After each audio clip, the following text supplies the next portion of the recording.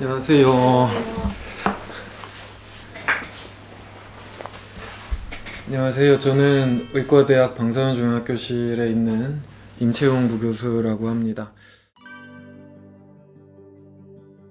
우리나라에서 암은 사망 원인 1위의 질병이고 2위부터 5위까지 원인을 합친 것보다도 더 커요. 그래서 아주 압도적인 사망의 원인이고, 우리가 이제 상식적으로는 나라가 발전하고 그러면 이제 병도 좀 줄어들 거라고 기대를 하는데, 이제 그 반대로 보통 암은 이제 국가가 발전을 할수록 암의 빈도가 더 늘어납니다. 암 자체가 주로 발생하는 연령대가 60대에서 80대 정도로 국민들의 그 평균 수명이 그 정도까지 이르러야지 이제 많이 발병을 하게 되고, 과학 기술과 경제적 인프라가 받쳐져야지 이제 그거를 진단하고 치료하고 이런 것이기 때문에 개발도상국에서는 발병률이 낮고, 오히려 이제 한국이나 북미, 유럽 이런 곳에서 발병률이 높은 편입니다.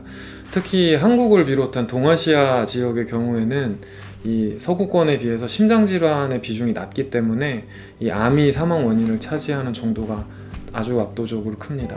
일반적으로 사람이 평균 수명까지 생존한다고 가정하면 대략 전체 인구의 3분의 1 정도가 평생 동안 한 번 암을 경험을 하게 되는데요.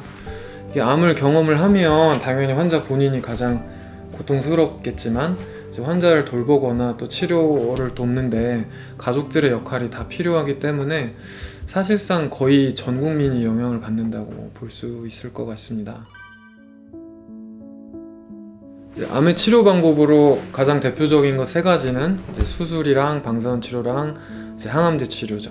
제일 잘 알려진 거는 수술이고, 폐암이다. 그럼 폐 실질 안에 뭐 2cm 덩어리가 생겼다. 이것만 있다. 그러면 거기를 잘라내는 절제술을 하는 것이 이제 초기 암의 치료가 되겠고, 이제 암이 계속 돌연변이를 거치면서 이게 점점 이제 나쁜 능력을 획득을 합니다. 이게 주변의 임파절로 침범을 했거나 아니면 이제 침범할 가능성이 높은 경우에는 이제 암도 잘라내고 그 주변에 있는 임파절까지 긁어내는 곽청수를 수행을 하게 됩니다.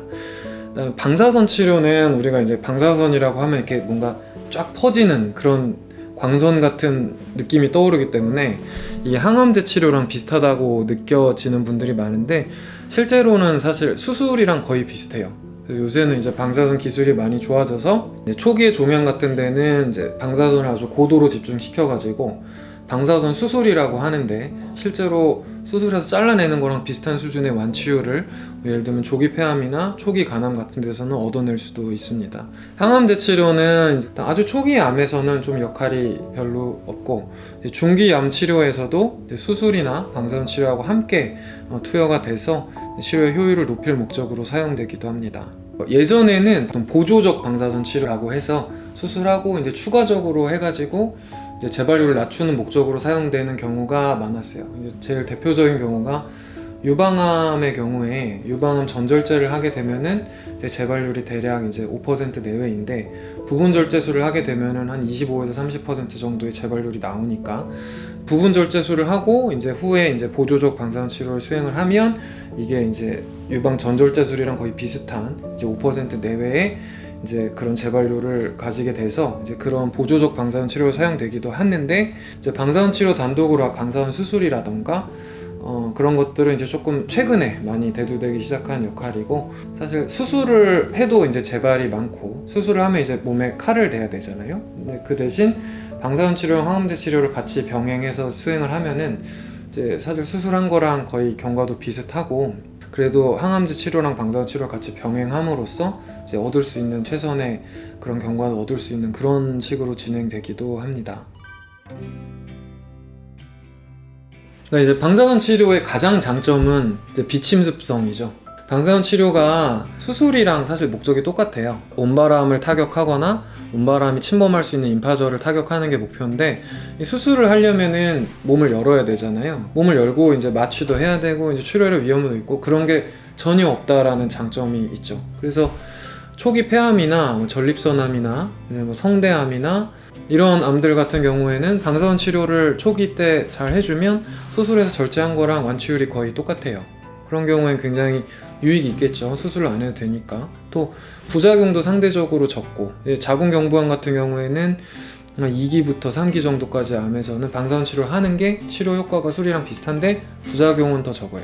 이제 그러면서 비침습적이니까 그런 장점이 있고, 또 항문암 같은 경우는 수술을 하면은 항문을 제거해야 되니까 그러면 변을 못 보잖아요. 그럼 굉장히 괴로운데, 이제 방사선 치료랑 항암제를 같이 투여를 해가지고 이제 항문도 살릴 수가 있고 치료 효과도 수술이랑 꽤 비슷하게 낼 수가 있는, 그러니까 요약을 해보면은 비침습적이면서 이제 수술이랑 근접한 효과를 낼 수 있다는 그런 장점이 있고, 암 치료 비용의 95%를 이제 국가에서 보장을 해주고 있기 때문에 사실 그렇게 많이 부담이 되지는 않아요. 어떤 치료를 하더라도. 지금 우리나라에서 하고 있는 방사선 치료는 제가 알기로 거의 다 보험이 되는 걸로 알고 있고, 그래서 크게 가격에 대한 걱정 없이 받으실 수 있는 것 같습니다. 제일 많이 이제 궁금해하시는 것 중에, 내가 이제 방사선 치료 받으면 내 몸 안에 이제 방사능이 들어와서 주변 사람들한테 해를 입히고 내 몸 안에 있는 장기가 지속적으로 망가져가고, 일단 이런 공포를 느끼는 분들이 있는데 전혀 아니고요. 방사능이랑 방사선이 조금 다른 내용이에요. 방사능은 방사선을 내뿜을 수 있는 능력이고, 그러니까 방사선은 그냥 방사선 자체죠.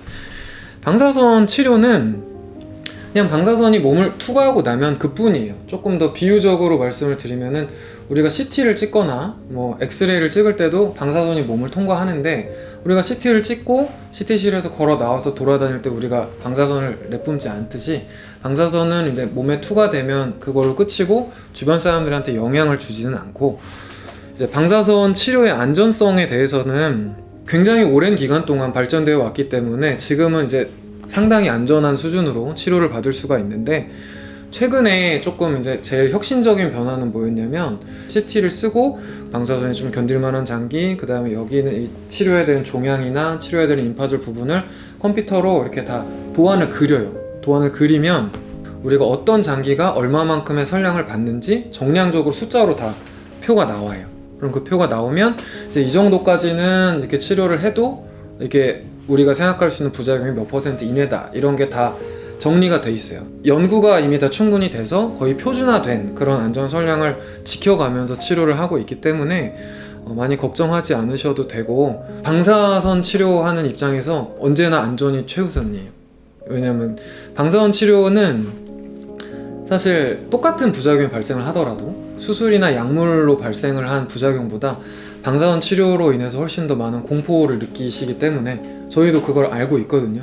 두려워하는 이유는 일단 잘 모르니까, 이게 뭔지. 그러니까 우리가 수술이나 약물 치료라고 하면, 항암제 치료라고 하면 이게 드라마 같은 데도 많이 나오고 그냥 이게 뭔지 직관적으로 알 수가 있잖아요. 근데 방사선 치료를 받으면 실제로 치료실에 들어가서 치료 받기 전에 굉장히 많이 겁을 먹고 오셨다가 막상 치료실 들어가 치료를 해보면 아무 느낌도 없고 아프지도 않고, 이게 치료된 게 맞나? 근데 뭔가 한 것 같긴 하고.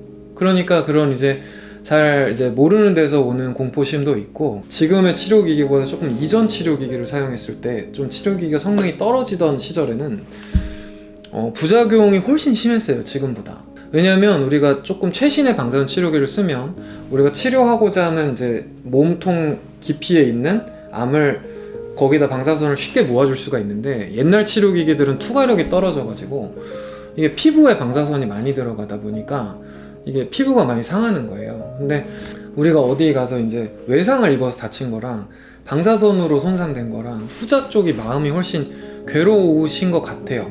또 이제 영상의학과에서 MRI나 CT, PET-CT 이런 기기들이 많이 발달해서 이제 지금은 어느 암이 어디에 있고 이게 어디 임파들까지 퍼졌고 상당히 정확하게 보고 치료를 정확하게 조준할 수가 있는데, 또 예전에는 그냥 엑스레이를 찍어서 그냥 뼈 음영이랑 장기의 그림자 정도만 보고 치료를 했기 때문에, 그러면은 범위가 되게 커져요. 범위가 커지면 그건 부작용이 많아진다는 얘기거든요. 근데 지금은 저희과 외래가 우리 병원에 있는 외래 중에 제일 깔끔하고 조용한 것 같아요. 그렇게 부작용을 호소하는 분들이 이제 많이 없어요. 저희도 이제 치료를 권하는 입장에서 굉장히 부담 없이 치료를 권할 수가 있고요. 특히 우리나라의 그 방사선 치료 기기나 그 치료 인력의 수준은 과장을 굳이 안 보태도 미국이랑 비교해도 별로 안 밀리는 것 같아요. 그러니까 너무 우려하지 마시고 이렇게 내원하셔서 치료를 꼭 잘 받으셨으면 좋겠습니다.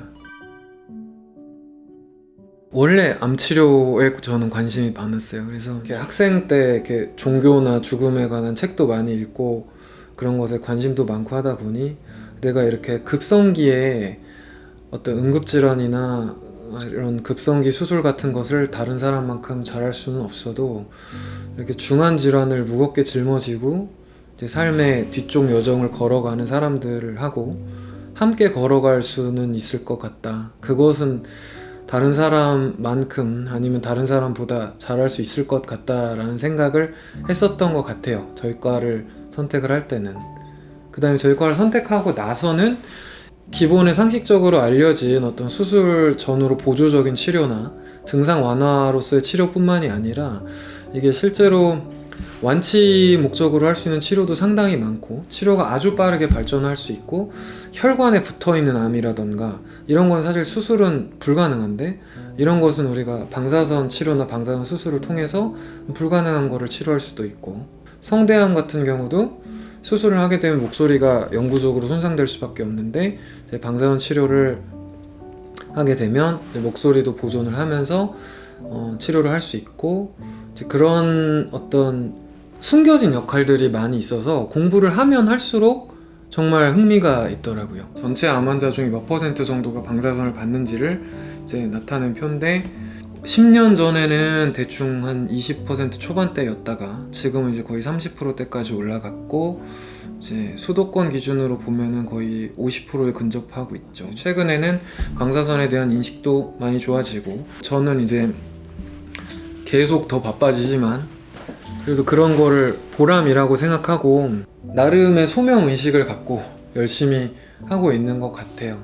오늘도 외래에서 되게 많은 환자분들과 대화를 나누고 치료 계획을 만들고 했는데 끝나고 나서 보면 그래도 이런 일을 할 수 있어서 되게 뭐랄까 감사하고 이게 소명이어서 좋다고 생각을 합니다. 좋은 방사선 치료 기기 가지고 있고 충분히 활용할 수 있게 있는 조건이 있으니 계속 공부를 해서 환우분들이랑 이제 우리나라 국민분들께 좋은 치료를 제공할 수 있도록 최선을 다해야겠다라고 그냥 하는 말이 아니고 정말 생각을 할 수밖에 없어요. 왜냐면 한 분 한 분마다가 정말 힘든 상황이거든요.